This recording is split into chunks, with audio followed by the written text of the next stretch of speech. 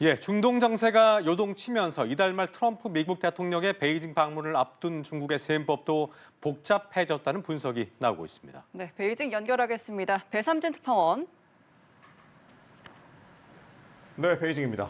네, 당장 다음 주 미중 무역 대표들이 정상회담 의제 논의에 나선다는데 중국은 어떤 입장입니까? 네, 로이터는 트럼프 대통령의 대이란 군사작전이 최대 4주까지 이어질 수 있다며 이 베이징 정상회담 직전까지 중동 변수가 계속될 가능성이 있다고 전망했습니다.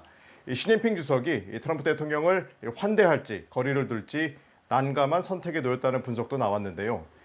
미국이 중국과 가까운 베네수엘라에 이어 이란까지 군사적으로 타격하면서 베이징의 외교적 부담도 커졌다는 평가입니다.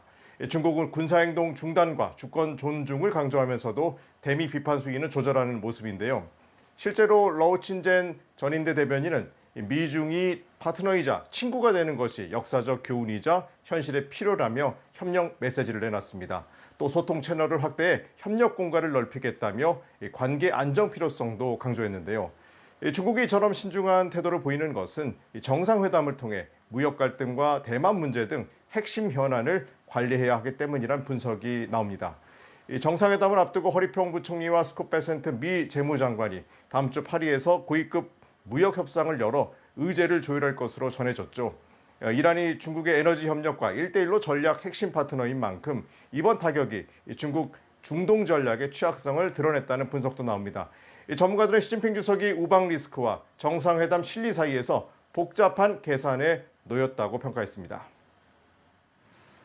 자, 중국 전문가들은 미국의 이란 공격 배경이 석유 시장 장악이라고 분석을 하고 있는데 중국의 저가 원유 조달 전략도 흔들리고 있는 상황인데 미국이 노골적으로 미국산 에너지 구매를 요구하는 모양새라고 하죠?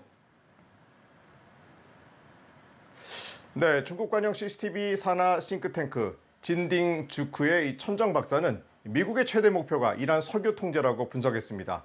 이란이 세계 3위 석유 매장국인 만큼 전황에 따라 미국이 생산이나 수출을 제한해서 세계 석유 공급의 영향력을 확대할 수 있다는 주장입니다.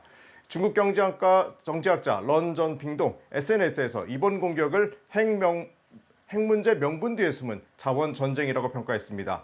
중국은 그간 러시아, 이란, 베네수엘라 등 이 제재국 원유를 낮은 가격에 확보해 제조 경쟁력을 유지해 왔는데요. 하지만 미국이 베네수엘라에 이어 이란까지 압박하면서 중국의 저가 원유 공급망도 흔들리고 있다는 분석입니다. 에너지 분석 업체 케플러에 따르면 중국은 이란 해상 원유 수출의 80% 이상을 구매했는데 이는 중국 해상 원유 수입의 약 13%를 차지합니다. 월스트리트 저널은 스콧 베센트 미 재무장관이 중국의 러시아, 이란산 대신 미국산 석유와 가스 구매 확대를 요구하는 방안을 검토 중이라고 보도했는데요.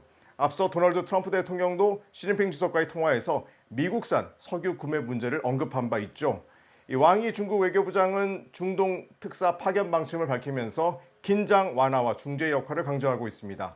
중국은 군사행동 중단과 대화 복귀를 촉구하며 중동 충돌의 에너지 리스크 확산을 차단하는 모습입니다.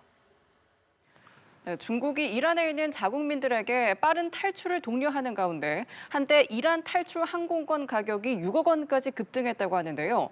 중국산 방공망 성능까지 논란이 되고 있다고요. 네, 현재까지 이란에 있던 중국인 약 3,470명이 대피한 것으로 중국 정부는 파악하고 있습니다. 외교부는 이란 체류 중국인들에게 가능한 빨리 안전지역으로 이동할 것을 권고했습니다. 대피령 이후 이란 주변에서 이 중국으로 향하는 항공권 가격이 최대 300만 위안, 약 6억 원까지 치솟았다는 보도도 나왔습니다. 이번 공습 과정에서는 이란에 배치된 중국산 방공망이 제대로 대응하지 못했다는 분석도 제기됐습니다. 스텔스 탐지 능력을 홍보해온 중국산 YLC-8B 레이더와 HQ-9 계열 방공 시스템이 실전에서 효과를 보지 못했다는 평가입니다. 앞서 지난 1월 베네수엘라에서도 중국산 JY-27A 레이더가 미군 항공기를 탐지하지 못했다는 분석이 제기된 바 있죠. 연이어 실전에서 기대만큼 성능을 보이지 못하면서 중국 방공 레이더가 깡통 레이더라는 비판에도 직면했습니다. 이란 사태의 군사적 파장이 중국 방산, 수출 전략에도 부담이 될 수 있다는 지적이 나옵니다. 자, 이란 사태 속에서 열린 중국의 최대 연례 정치 행사죠. 양회에서는 중국이 35년 만에 가장 낮은 경제 성장률 목표를 제시했다고 하는데 이유가 뭐로 나오고 있습니까? 네, 중국이 올해 경제 성장률 목표를 4.5에서 5%로 제시했습니다. 1991년 이후 가장 낮은 성장 목표로 대내의 불확실성을 고려한 결과란 분석입니다.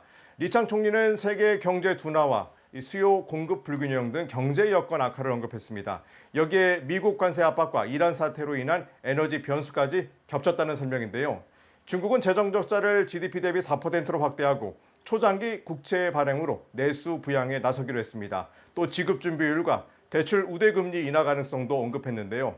올해부터 시작되는 15차 5개년 계획에서는 AI, 반도체, 양자 기술, 6G 등 첨단 산업 중심 기술주도 전략이 제시됐습니다. 이는 기술 자립을 넘어 글로벌 기술 경쟁 주도권 확보를 목표로 한 정책입니다. 중국은 국방 예산도 6년 연속 약 7% 늘리며 군 현대화를 추진하기로 했는데요. 미국과 전략 경쟁 속에서 경제 구조 전환과 군사력 강화를 동시에 추진하겠다는 메시지로 해석됩니다. 지금까지 베이징에서 차이나워치였습니다.